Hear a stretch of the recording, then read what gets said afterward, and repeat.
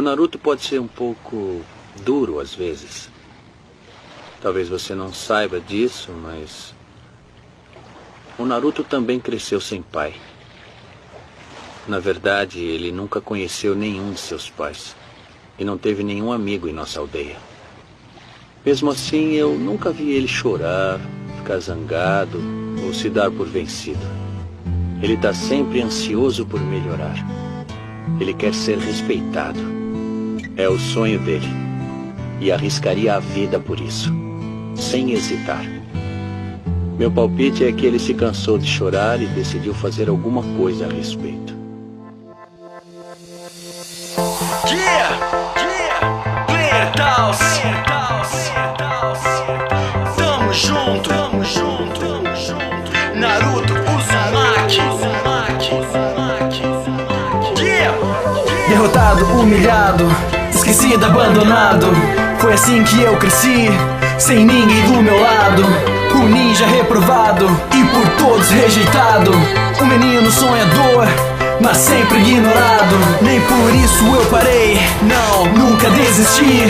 Quantas vezes eu treinei, quantas vezes eu caí. Fiz um juramento que não iria fraquejar. Marquei em minha mão e pra sempre eu vou lembrar. Um dia vão reconhecer, todos vão me ver. Eles podem duvidar, mas nada pode me deter. Desde criança eu fui marcado dentro da minha alma, porque eu tenho a fúria, a força de 9 caudas.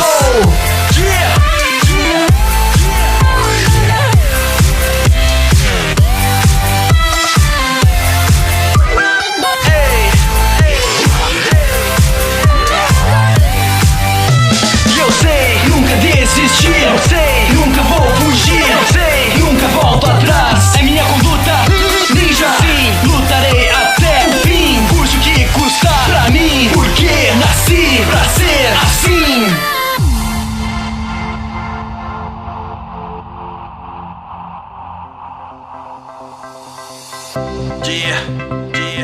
Minha vida, minha história, passado